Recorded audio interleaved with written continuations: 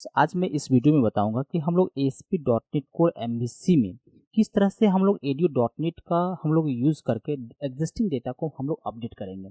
तो फ्रेंड सबसे पहले क्या है, मैंने यहाँ पे एप्लीकेशन को रन किया हूँ। आप देख पाओगे कि इस किस तरह से डेटा मैं गेट किया हूँ। यहाँ पे एडिट पे जब मैं क्लिक करता हूँ तो डेटा क्या होता है कि यहाँ पे कंटिन्यू में कर रहा हूँ, कंटिन्यू किया, इस तरह से डेटा गेट कर रहा है। इसको मैं कुछ भी अपडेट करता हूँ, आप देखोगे यहाँ पे 88 मैंने अपडेट किया है। अपडेट करूँगा तो इस तरह से क्या होता है, कंटिन्यू किया मैंने यहाँ पे, ये अपडेट हो जाता है। तो आप देखोगे बैक करूँगा, यहाँ पे लिस्ट में आएगा, यहाँ पे 88 हो गया। ये जो अभी हो रहा है डेपर के हेल्प से हो रहा है फ्रेंड।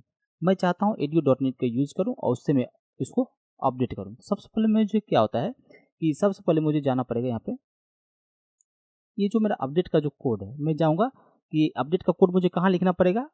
सबसे पहले मुझे जाना पड़ेगा डेटा एक्सेस लेयर के अंदर। डेटा एक्सेस लेयर के अंदर ही हम लोग क्या करते हैं, डेटाबेस के साथ कुछ भी कम्युनिकेशन हम लोग करते हैं, इनसाइड अपडेट डिलीट करते हैं, उसी के अंदर हम लोग कोड लिखते हैं। तो फाइनली आप इस फोल्डर स्ट्रक्चर को समझ पा रहे होंगे। तो आप इस डेटा एक्सेस लेयर के अंदर जो भी हम लोग क्लास में इंप्लीमेंट करते हैं, रिपोजिटरी बनाते हैं, एम्प्लॉय रिपोजिटरी, इसके अंदर देखोगे इस तरह से मैंने मेथड बनाया अपडेट। अपडेट बोलोगे, इसमें डेटा मुझे आ रहा है, कहाँ से आ रहा है, फ्रंट एंड से आ रहा है। जो डेटा मुझे मैनिपुलेट करना है, चेंज करना है, मुझे इसमें एम्प्लॉय के ऑब्जेक्ट में मुझे डेटा मिल जाएगा। उस डेटा को मुझे अपडेट करना है। इसके लिए अपडेट का मुझे कोड लिखने के लिए क्या करना पड़ेगा, सबसे पहले फ्रेंड कि आपको सिंपल है, इस तरह से मुझे जाओगे, इसको डिबगिंग को मैं स्टॉप कर रहा हूँ। उसके बाद जाना है कि डेटा के अंदर जाओगे, यहाँ पे डेटा के अंदर मैंने एक क्लास क्रिएट किया, डेपर डीबी कॉन्टेक्स्ट। यहाँ पे मैंने एक मेथड एक्स्ट्रा बनाया था, जहाँ पे एक ये जो आईडीबी कनेक्शन जो होता है डेपर के लिए यूज करता हूँ, और एसक्यूएल कनेक्शन जो क्रिएट कनेक्शन टू जो बनाया हूँ मेथड, ये क्या करता है, कनेक्शन स्ट्रिंग मुझे गेट करता है। इस मेथड से क्या होता है, कनेक्शन स्ट्रिंग मुझे गेट होता है। तो कैसे गेट होता है आप देख पाओगे कि आई कॉन्फ़िगरेशन का रेफरेंस है, उसका गेट कनेक्शन स्ट्रिंग एक मेथड को मैंने कॉल किया हूँ। इसकी को यहाँ पास करना पड़ता है, जो ऐप सेटिंग जैसे फाइल में डिफाइन है। इसकी को देने से मुझे कनेक्शन स्ट्रिंग यानी सर्वर का डिटेल्स मुझे मिल जाएगा, तो इस मेथड को कॉल करने से। तो यहाँ पर वही हो रहा है, रिपोजिटरी के अंदर क्या कर रहा हूँ, डेपर डीबी कॉन्टेक्स्ट को एक रेफरेंस क्रिएट किया हूँ। इस तरह से मुझे क्या हो रहा है, तो सेकेंड उसका जो क्रिएट कनेक्शन टू जो मेथड है उसके अंदर, उसको मैं कॉल करूँगा। तो इससे क्या हो जाएगा, मुझे जो कनेक्शन स्ट्रिंग सर्वर का डिटेल्स मुझे मिल जाएगा, गेट हो जाएगा। तो इससे करने के लिए मुझे क्या करना पड़ेगा, यहाँ पर देखो सिंपल है कि मैं यहाँ पर लिखता हूँ, इस तरह से लिख सकता हूँ, कौन इक्वल टू, और मैं यहाँ पर लिखूँगा अंडरस्कोर डेपर।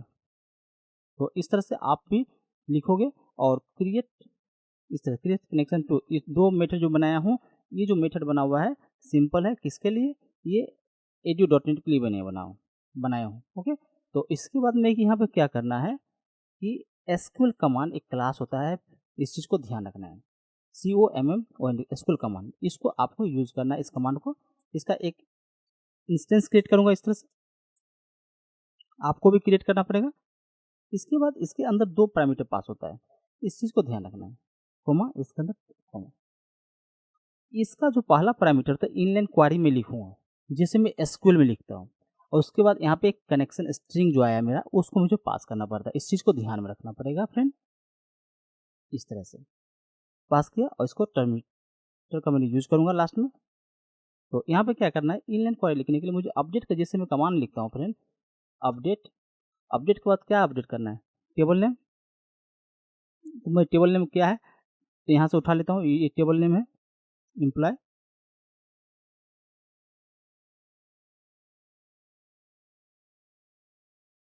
उसके बाद क्या करना पड़ता है, सेट करने के लिए सेट। उसके बाद मुझे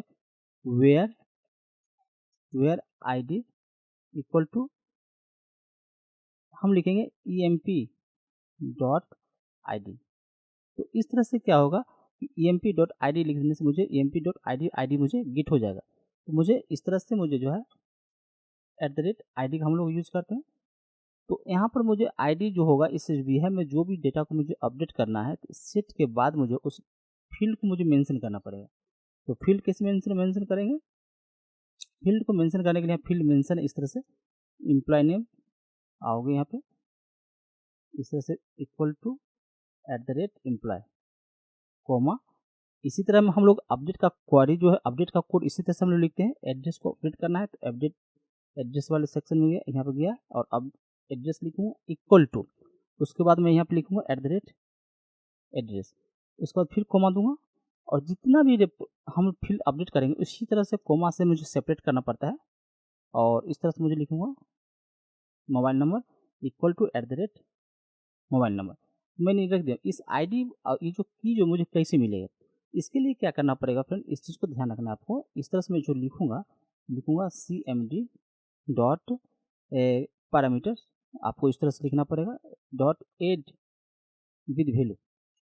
इस मेथड को आपको यूज़ करना पड़ेगा। इसके लिए आपको क्या करना है, जो मैंने की यहाँ पे डिफाइन किया है फ्रेंड, यहाँ पे देखो आईडी है, आईडी इस तरह से आईडी को कॉपी करोगे और यहाँ पे पेस्ट करोगे। इसके बाद क्या करना है, emp.id ऑलरेडी है, मॉडल के साथ आ रहा है ना, तो उस आईडी को मुझे भेजना पड़ेगा इस तरह से। तो यहाँ पर मुझे कॉपी कर लेना है, सिंपल है, इसको पेस्ट कर देना है। जितना प्रॉपर्टी है उतने बार इसको एड करना पड़ेगा। ये मुझे की है, इसको मैं कॉपी करूँगा और इसके जगह पे आईडी की जगह पे मैं इसको पेस्ट कर दूँगा। इसके बाद देखो एड्रेस है, कॉपी किया, एड्रेस को मैं पेस्ट कर दूँगा।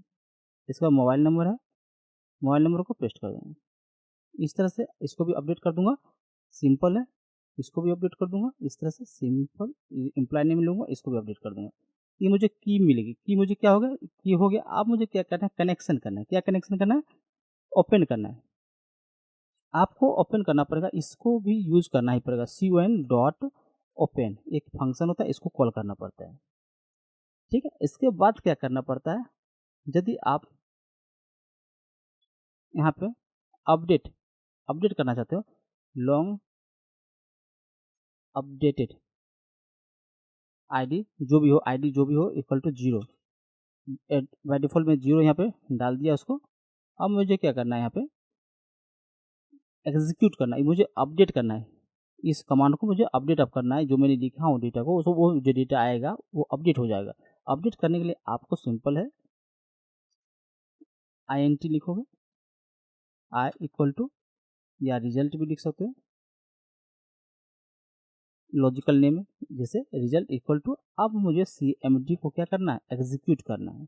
कमांड को क्या करना है, एग्जीक्यूट करना है। एग्जीक्यूट नन क्वेरी का हम लोग यूज कर सकते हैं, एग्जीक्यूट नन क्वेरी को हम लोग यूज करेंगे, यूज कर देंगे इस तरह से। तो यूज करने के बाद क्या होगा, ये जो आईडी रिटर्न करेगा फ्रेंड, या भी जो आईडी रिटर्न करने, कितना नंबर ऑफ रो जो है इफेक्टेड हुआ है, इसके अंदर जो अपडेट 4 रो इफेक्ट हुआ है तो 4 रो मुझे रिटर्न कर देगा, 5 रो इफेक्ट हुआ तो 5 रो मुझे रिटर्न कर, 1 रो इफेक्ट हुआ 1 रो मुझे रिटर्न मुझे दे देगा आईडी, मतलब 1 रो यानी नंबर 1 दिखा देगा।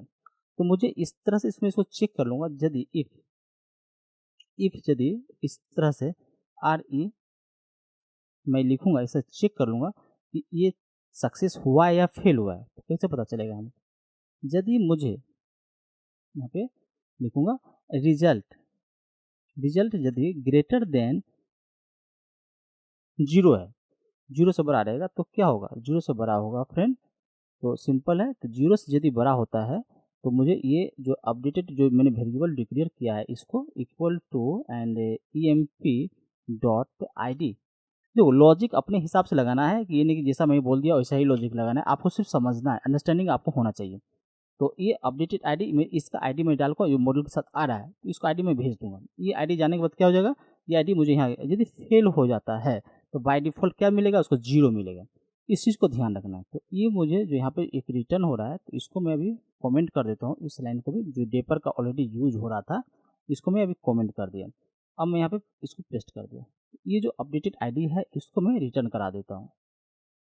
और में से मैं कुछ नहीं किया हूँ, ADO.NET का यूज हो चुका है फ्रेंड। इसको मैं अभी एप्लीकेशन को रन करता हूँ कि सच में काम कर रहा है या नहीं कर रहा है। तो एप्लीकेशन को मैं रन करता हूँ,